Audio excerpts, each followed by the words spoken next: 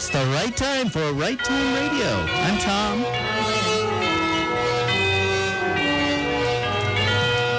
Today's story is The Charmed Fable, Mousey and the Golden Book. It's by Nicholas S. Casal, and it's published by Alpine Line Publishers. They are at www.alpinelinepublishers.com. And this story is for about ages 8 to 12. So if you've got children out there, please gather them around the radio, turn it up in your car, and we're going to have this is going to be narrated by Art Evans. And in the style of old time radio, we bring you all kinds of dramas, and this particular one is a narration. And we also bring you occasional poems. And from the serious to the hilarious, from sci-fi to romance, and all by local authors produced locally and live right here at the KRLN studios in Canyon City at AM 1400. Our author today is Nicholas S. Casal, and he grew up in Palmer Lake, which is in a small town in Colorado. Shortly thereafter, he received a Bachelor of Arts degree in history from the University of Colorado at Colorado Springs and began working as a paralegal. From a young age, he was attracted to history, myth, religion, and spent several years searching for the religion that best matched his personal beliefs.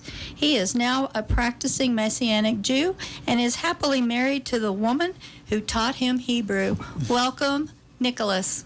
Thank you very much for having me here. I'm real excited to have Nicholas here because he is actually, let me start over. Last week we were talking about networking, and Nicholas is one of my friends because of networking. He and I were in a writers group who met once a week in Colorado Springs, and now here he is giving us an excerpt of a book that he has published. So that, if you want to know if networking works or not, yes it does, because here we are today. Great. All right. And I think it's time for our story. All right. So, Mousey and the Golden Book. Here is Art Evans. In those days, a wrong-hearted cat sorceress named Felicia Muir ruled over all mice. Our people were slaves, forced to surrender the fruits of their labor to Queen Felicia's minions whenever they demanded. Mice were forced into one of two professions, farming or scavenging. The farmers worked their paws to the bone every day and kept only the smallest part of their harvest. Scavengers had an even more dangerous existence, traveling into ancient, ruined cities of the tall apes to seek treasures they would never be allowed to keep. It was on one such scavenging mission that Mousey's father, Toposaurus, had disappeared without a trace. One day, when Mousey was just a pup, after his daily chores were done, he wandered away from his mother's farmhouse down to the creek to play. He kept an eye on the shadows cast upon the ground, knowing that if he stayed out until after sundown, the Queen's nocturnal patrol, vampire bats, would soon fill the skies, and he'd be fair game for them to snatch up to a place from whence he'd never return. Mousey was never one for sports or competitive games. He did not play ball with the hedgehogs or squirrels, or even his 12 brothers and 14 sisters, for among other mice, he was quite small. Instead, he liked to let his imagination carry him away to flights of fancy. Sometimes he'd imagine himself as a noble warrior or the pilot of an airship. Other times, he'd imagine he was anything but a simple mouse. At the creek, he hopped from one stone to another, gripping the rocks with the pads of his paws. He pretended he was a bear, leaping from one mountaintop to the next, while the ocean raged below him. Of course, as a child, he had so little understanding of how large bears truly were. Fish, far larger than he, swam by, and he pretended they were whales, though he had only heard of such stories of such sea beasts. His game of bear jump came to a halt, however, when a groan of pain fell upon his large ears. He hopped back to shore and followed the sound until he found the source. Lying upon the shore was a frog, dressed in shining silver armor. The frog was nearly twice Mousey's size, and his face was covered in bruises. He croaked in pain again, screwing his eyes shut. Mousey glanced back and forth for any sign of an adult, someone better fit to help this poor amphibian. But soon he realized that if anyone was going to help the stranger, it would have to be he. Always be wary of strangers. This proverb was not just something his father and mother had taught him, but was well known among mousekind in those days. Even so, he could not leave this green amphibian to his fate. "What's wrong?" he squeaked as he drew near. "Oh, wee one," croaked the frog, "great is my woe. I have been defeated this day in dreadful battle against insidious toads. 10 terrible toads trounced me at once. The cruel knaves. 'Twas an unfair fight, and I fear without healing I am not long for this world." "That's terrible," squeaked Mousey, "but I think I can help you. My mom is a healer." "I would be most grateful to you, little mouse," croaked the frog, "but alas, I am afraid I cannot walk. My injuries are too injurious." "I can help with that too," said Mousey. He hopped over to the opposite shore where he'd spotted some driftwood. He took a stick with a Y shape at the top, then brought them back to the frog. In Mousey's pocket were bandages his mother always made him carry lest he skin his knee. He wrapped the bandages around the top of the crutch to make it sound softer under Sir Rene's arm. Once he'd gotten the frog up to his feet, he slipped the stick under his arm, allowing his new amphibious friend to use it as a crutch. Mousey stood on the frog's side opposite the crutch and supported him under his arm as they made their way back to the town of Akbar. "You show great kindness to strangers," said the frog.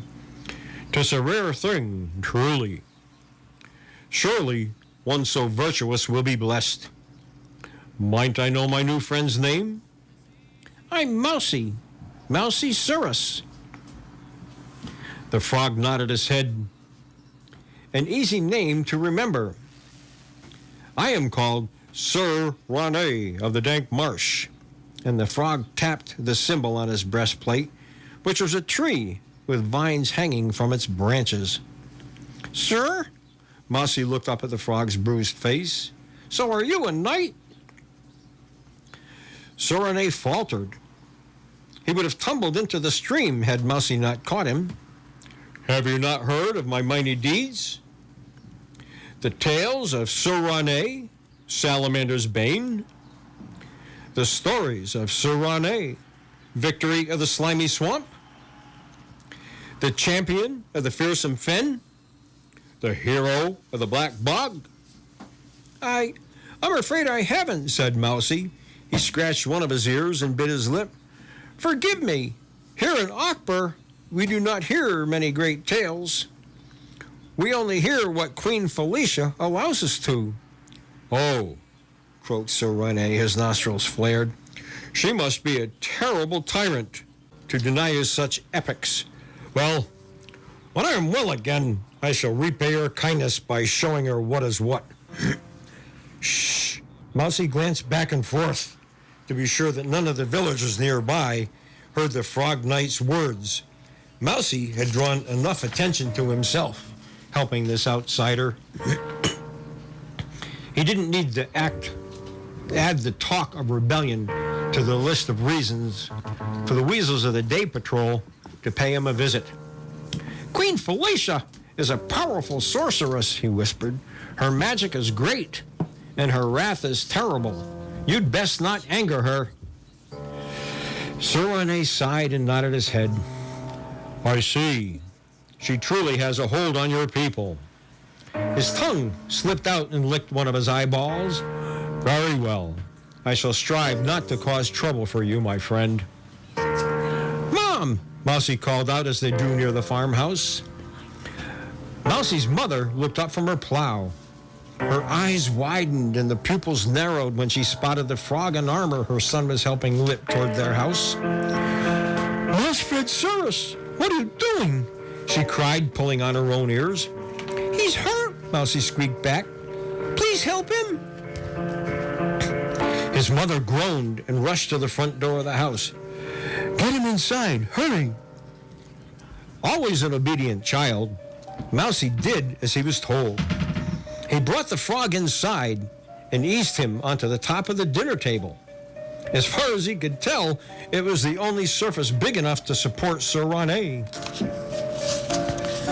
Mousey's mother dug through the cupboards until she found a medicine bottle, one Mousey knew he was never to touch without her permission.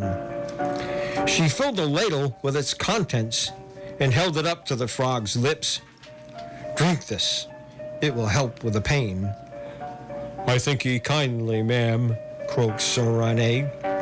He sipped the medicine and his face contorted in disgust. Blech! Begging your pardon, ma'am, but might you have some that's gnat flavored rather than whatever this is?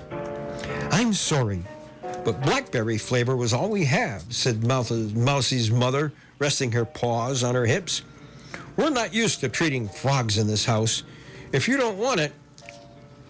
Before she could finish her statement, Sir Rene gulped down all the medicine in the ladle at once. His whole body shook, and he made a clicking noise in the back of his throat. No, thank ye kindly, ma'am. I just need to be grateful for what help I can get. Yes, said Mrs. Cyrus flatly. Where does it hurt? My face, my head, my ankle, my elbows, croaked Sir Rene. Oh, is that all? Said Mrs. Cyrus. She and Sir Rene shared a chuckle. She lifted Sir Rene's leg and slipped off his boot. The frog winced as she did so, and his fingers gripping the edge of the table. It looks like a sprain, she said. Nothing broken, thank heaven. Mousey, go fetch the splint and bandages. Yes, Mom, said Mousey, rushed off to retrieve the supplies she requested. As her treatment of Sir Rene's injuries went on, he worked as her assistant, bringing her whatever she said she needed. Soon, all of his brothers and sisters returned to the small hovel, all rattling off questions about the green beast who lay upon their dinner table. Children, said Sir Rene, I assure you, I mean no harm to you or your home. Your brother rescued me from a lonely demise, and your mother has been gracious enough to help heal my injuries. Button, Mousey's older sister, scowled at her brother with arms folded. She shook her head, her great round ears flopping back and forth. Mousey had broken the cardinal rule that all mouse pups knew. He'd brought a stranger into their home. He gave his sister a pleading look in hopes that she would understand his act of compassion. Soon, Sir Rene had all of the children distracted as he told his own stories. He told of a time when he'd fought 5 toads himself, swinging his sword as effortlessly as a conductor's baton. He told them of the time a bass had very nearly eaten him, but he fought his way back out of its mouth. Later that same day, he'd served the bass to his comrades for supper. He told them of something called an octopus, a creature that sounded far too bizarre to be real. He spoke of the desert snake king, a cobra who could spread his venom and kill his prey from afar. Sir Rene had barely escaped that encounter with his life. Most intriguing, though, was his tale of the summer fireflies. Thousands of luminescent bugs filled the air, and Sir Rene felt as if he were walking among the stars. Each firefly told him a prophecy of the future. Go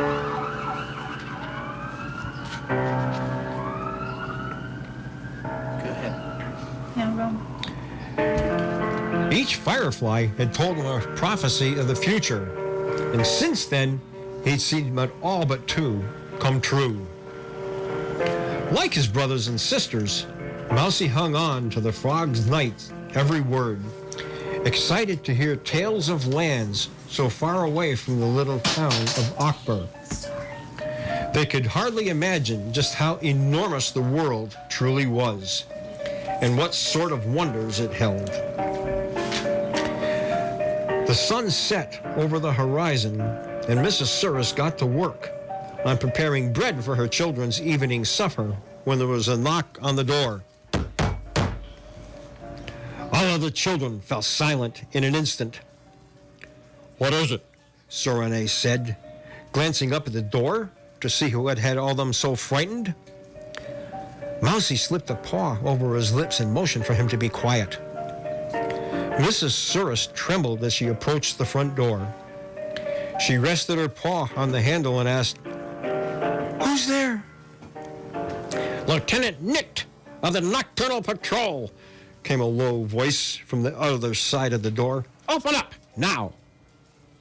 Mrs. Surus glanced back at her children and Sir Rene. She bit her lip and then slowly opened the front door. Just outside the door stood 6 bats, each clad in black armor with black helmets covering their faces. The one at the front was the smallest of any of them, and he shoved his way past Mrs. Surus as he entered their hovel. Under the visor, his red eyes settled on Sir Rene. "So it's true." Sir Rene sat up, his fists clenched and his eyes narrowing to slits. Nick drew a sword from his belt and pointed the tip at Sir Rene. "We've been looking all over for you, Rene. The Toad King has offered a great reward to Queen Felicia for your capture, as I'm sure you've guessed by now." "I will come quietly," Sir Rene groaned as he stood from the table. "But only if you promise not to hurt these mice." "Most of the family can go about their lives as before," said Nick, his voice reverberating behind his steel visor. "But there is one we must take in for questioning.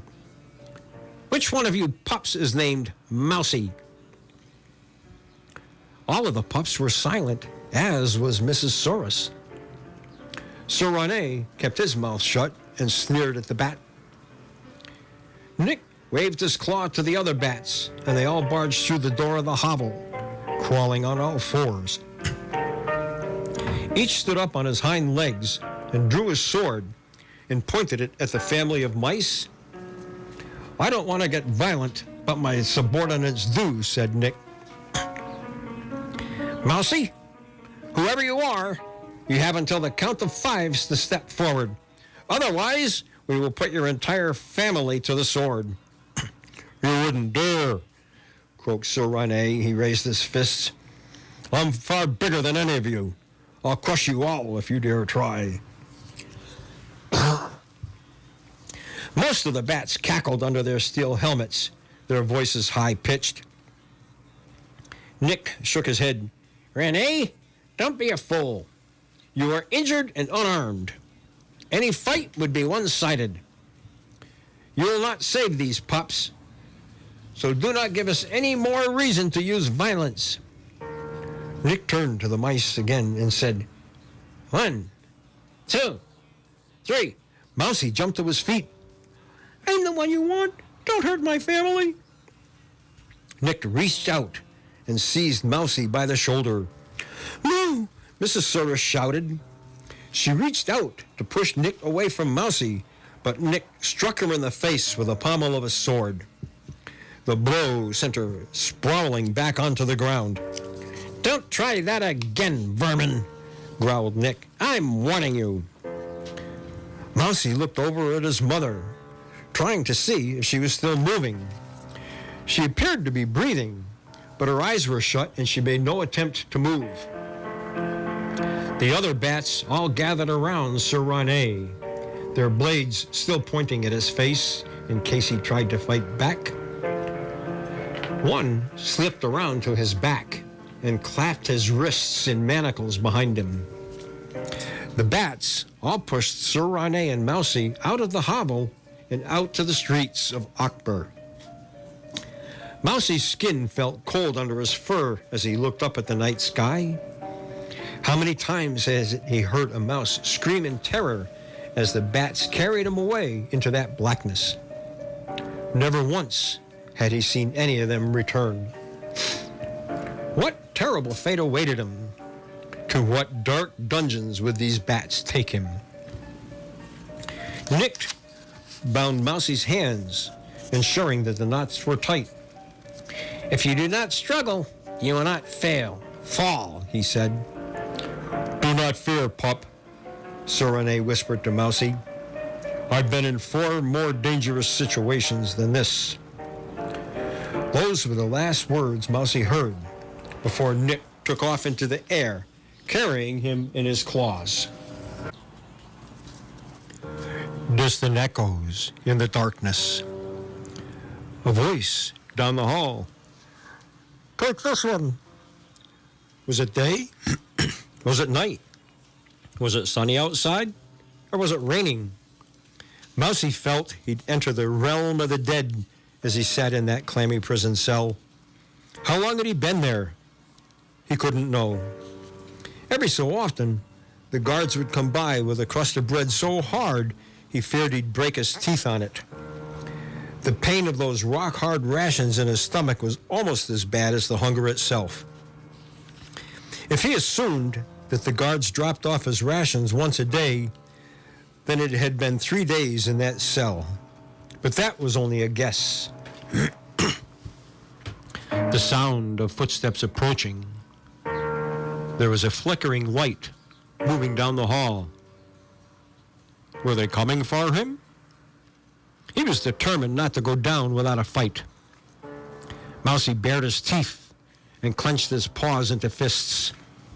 His ankle was still chained to the ground, but whoever had come to collect him, for whatever fate they had in mind, would not walk away unscathed.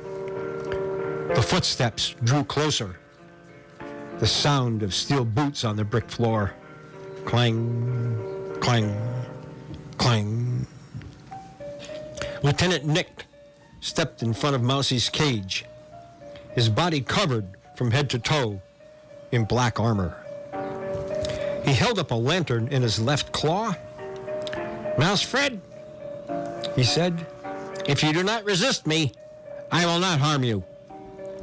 Mousey sneered at him, his lips curling up over his teeth. He stood as tall as he could, trying to look as menacing as possible. Nick chuckled. I'm serious. You are not to be executed, neither are you to be tortured. I simply wish to talk. I promise. Now, will you cooperate? Mousey thought about it for a moment. Truly, he had no reason to trust this bat. Nick was a member of the Queen's Nocturnal Patrol. Many a mouse had disappeared when these beasts snatched them off the ground in the middle of the night simply for violating curfew. Then there was the undeniable fact that Nick himself had struck Mousey's mother in the face. Now that he thought about it, though, Nick could have simply slain her were he truly as malicious as the others. Had he run her through with his blade, he wouldn't have suffered any consequences, but he chose to strike her merely with his weapon's pommel. Perhaps he's more merciful than the others. Did Mousey Mare dare think it? Did he trust someone who is both a stranger and part of the Queen's army? He unclenched his fists and closed his lips. Now that he thought about it, even if he did try to fight back, he probably wouldn't even hurt Lieutenant Nick. His teeth would never pierce his armor, and fighting an armed foe barehanded was beyond foolish. "Goodbye," said Nick as he unlocked Mousey's cell and opened the door. He stepped inside and unlocked the chain around Mousey's ankle as well. "You can carry the lantern," he said, holding it out to him. Mousey reached out his paws to grasp the bottom. "Not the bottom," Nick shouted at him. "Think, pup. Grasp it from the ring at the top. Otherwise, you'll burn your paws." Mousey grasped the ring of the lantern in both paws as he was told. Nick groaned and shook his head. "How have you survived this long without any sense?" Mousey really didn't think this insult was at all fair. Since mice were forbidden to leave their homes after night fell, they had little need for lanterns. At most, they used candles around the house when it got dark. Even so, he wasn't about to argue with one who could take his life so easily on a whim. Mousey followed Nick down the halls to the dungeons. His eyes occasionally wandered to the other prisoners in their cells. Sick and starving mice, squirrels, hedgehogs, shrews, and gophers sat in each. In one cell, Mousey spied a gray rabbit curled up in a ball, muttering to himself and crying. In another, he spotted a shrew scratching away with the back wall of his cell. But it was his claws that were wearing down, not the bricks. Nick opened a wooden door at the end of the hallway, one without a window. "Inside, now." Mousey obeyed, entering the room with his lantern still firmly in paw. Nick closed the door behind them and gestured to the table in the middle of the room. "Have a seat." Again, Mousey did as he was told. He pulled up his tail so as to not sit on it and seated himself at the table. Nick latched the door shut and then reached up to remove his black helmet. Mousey's mind was abuzz with questions when he saw Nick's face for the first time.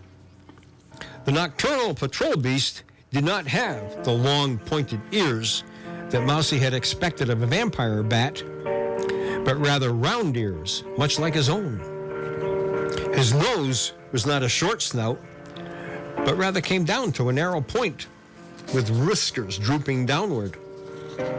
When he smiled, it seemed his lips had not concealed fangs, but rather 4 incisors.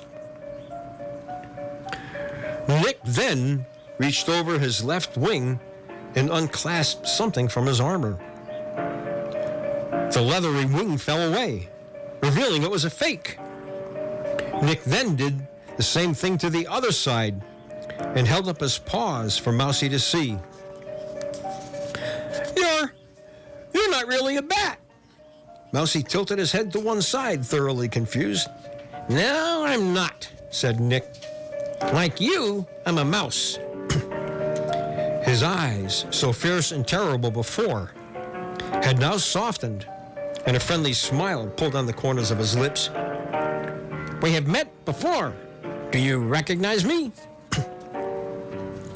Mousey started for a moment, trying to remember where he might have seen this mouse before. "I'm sorry, should I?" Nick grunted in disappointment. "Never mind. You'll figure it out in time." He began to pace the room, all the while resting one paw on the hilt of his sword. "Years ago, I was a scavenger. In the ruins, I discovered an old magical relic, something capable of allowing even a mouse to fly. I used it to make for myself artificial wings and presented them to Queen Felicia along with my request to join the nocturnal patrol. She accepted my gifts, both the relic and my own life. In this way, I became the first mouse to rise above his station and become truly valuable to Her Majesty. Though he would not let his face betray his rage, Mousey felt a deeper anger burning inside him once he learned the truth about Nick. He'd betrayed his own kind, joining Queen Felicia's army. Here he was, someone who'd suffered under the cruel and oppressive rule that of the sorceress cat, and now he had become part of it. Nick continued, "It took me years to rise up the rank of lieutenant, but now that I'm here, I have been granted a special authority. I can recruit others into the nocturnal patrol. Mousefred, I want you to be my first apprentice." "Why me?" Mousey asked, wringing his paws together under the table. "What's so special about me?" Nick stared at Mousey for a moment as if confused by the question. Had he not expected skepticism? Or anything other than total gratitude for such an offer? "Why you?" Nick repeated, his brows furrowed. "Well, I have my reasons, but consider this. You brought that frog knight back to your home completely on your own. You helped him walk from the creek all the way back to your mother's farmhouse." "Isn't that why I got into trouble?" Mousey asked. "I helped a stranger." "Yes, but what interests me is that you were able to do it," said Nick, pointing a claw at Mousey. "Clearly, for one so small, you have strength beyond that of other mice. You and I have that in common. The Nocturnal Patrol could use a strong recruit like you. What do you say, Mousefred? Will you join us?" "No," said Mousey, shaking his head. "Snake's tooth, no." His mother had warned him not to use such language, but under the circumstances it seemed appropriate enough. "I'm not going to join the same army that snatches wayward mice up in the middle of the night and throws them into dark dungeons." Nick groaned and folded his arms in front of his chest. "I was worried you'd say that." He tilted an ear toward the door, then leaned closer to Mousey and whispered, "I want you to think a little more carefully about your situation. That frog was a foreign knight. By helping him, you harbored an enemy of the crown. Do you realize what that means? Your actions were treason, and the usual punishment for treason is death by petrification." "Petra what?" "They'll turn you to stone," Nick hissed. "They'll force you to drink a poison that will turn your whole body to solid rock. Then they'll post your statue, well, if they don't post it in the gray menagerie outside the Queen's castle, then in your hometown as a warning to anyone else who commits treason. Think of your mother. Think of your brothers and sisters. Do you really want them to see that?" Nick grasped Mousey's shoulder. "Listen to me, pup. Join the Nocturnal Patrol. It's the only way they'll allow you to live. Petrification is a slow death. First, your stomach turns to stone, then your guts, then the inside of your throat, and it just spreads from there. It takes hours before it's over. I told my commander that I was going to recruit you, and he agreed to tell the executioners to hold off for now. This is your only chance." Mousey hung his head in defeat. He knew that he was destined to suffer a terrible fate the instant Nick had carried him away from his home. For a moment, he dared to hope that Nick was merciful enough to let him go, or release him just after a few lashes of a whip. Now he realized that his fate was crueler than he could have imagined. He had to choose to either join Queen Felicia's army or suffer a slow death. Then again, when he thought about it, if he were to undergo some of Nick's training, there was bound to come an opportunity to escape sooner or later. Certainly, the first time he tried on those false wings, he would be a free mouse. "Fine," said Mousey. I'll join the nocturnal patrol. Nick breathed a sigh of relief and nodded his head. Good, Pop. We will start your training right away. As of this moment, you are my apprentice. Mousey's guts turned at the words, but he buried his emotions deep. He had a feeling he'd have to stomach a lot of wrong before he got his chance to flee.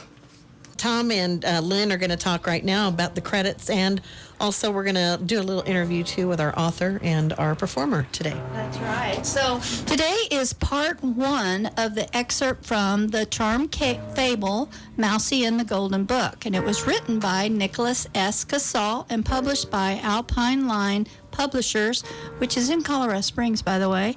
And they can be reached at www.alpinepublisher.com. And our narrator today was Tom Evans. Now, I'm sorry, God, Tom Evans, Tom Bruno is standing next to me, and I've got all the names mixed up. Welcome to my world. Our narrator today was Art Evans. What we wanted to do now was just visit with our narrator first. Art Evans, you and I have known each other quite a while. Would you like to tell us about yourself? Well, here in Colorado, there's a group of teardrop campers, and that's how I met Lynn. And Lynn is a very accomplished writer. And at the teardrop gathering, we typically have a potluck on Saturday night and sit around and tell stories and enjoy each other's company. And Lynn had written a story that she read for us. And I said, gee, that was fun. And I said, why don't I read them for you next year? And because I have this booming voice that I play with at times. And Lynn thought that was a pretty good idea, so she wrote the story. And that year and the following year, I read the stories.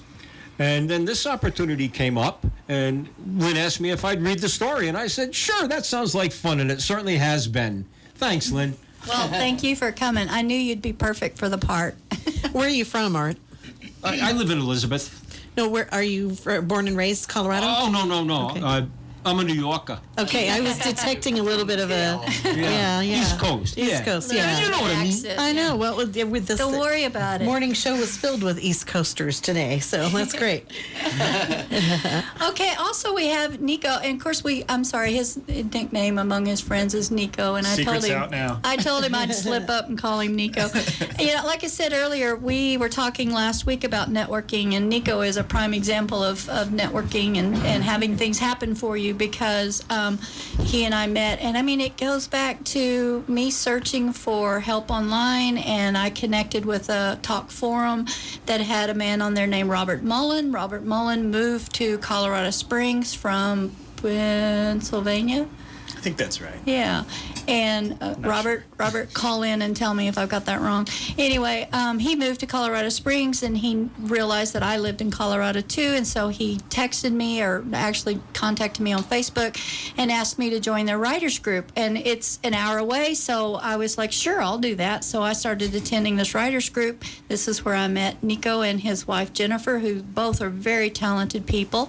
And so when Tom and I started putting together this show, I said, we really need to talk to these people, because their writing is phenomenal. And so we contacted Nico, and he offered this book to us. And you're getting an excerpt of his book. You're going to hear part 1. You did hear part 1 today. Next Friday, you're going to hear part 2. So be sure and tune in for that. But there's more of that book. So if you go to Amazon.com, and also if you go to our website, which is Right Time Radio, writetimeradio.my-free-website, you can have a link to go to Amazon, and you can actually buy this book, which, by the way, I did. So if you saw an uptick in sale, that was me. I appreciate it. You Are they available locally anywhere? In any actual stores? Not at this time. Okay.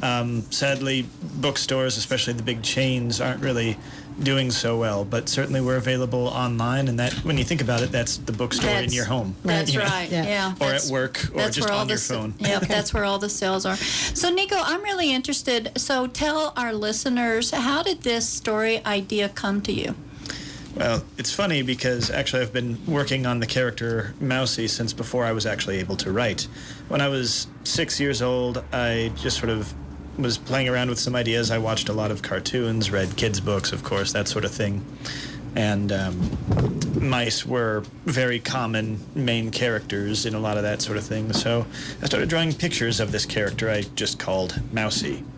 And around the age, and at the time, I wanted to be a cartoonist. It wasn't until years later that I realized that no matter how many classes I took and how often I practiced, I really just can't draw. Stick figures don't work. Right. But I can come up, yes, I can write. I can come up with stories. So when I was a kid, I always thought, well, I'm going to be the next Walt Disney, and Mousey's going to be my big character. And Mickey Mouse, right? Yeah, kind of like Mickey Mouse. But, things didn't really work out for that. And then when I was around 9 or 10 years old, I thought, I probably shouldn't be writing Mousey. I mean, the name's a bit on the nose, of course, So to speak. Yeah. But then at about 32, I think I was, the character Mousey had always sort of been in my head, and I'd been constantly thinking of ways that I could potentially go back to that story. And at 32, I had this conversation in my head where I thought, I really feel that I need to keep the promise I made to my much younger self and write a story about Mousey. And I thought, but that name still, you don't meet a man named Manny. And then it dawned on me that you do meet a man named Manny. His name is Manfred. So similarly, Mousey is now Mousefred. Nice. So they were just these they were originally just these fun little stories about a mouse who was a wizard and had to deal with the usual problems, predators, cats, things like that. Very good. Yeah. Well, listen, we are almost out of time. Before we go, real quick, we want to say if you're a writer out there, we want you to submit something to us. Our email is writetimeradio@gmail.com. If you want to see or listen to the show, or you want to listen to previous shows, go to the website that I mentioned earlier. And everybody, have good writing. And have a blessed day. We're trying to say that together, but we fail. Make sure you tune in next week for Right Time Radio. We'll have the remainder of Mousey and the Golden Book. So stay tuned for that next week. Thanks for listening.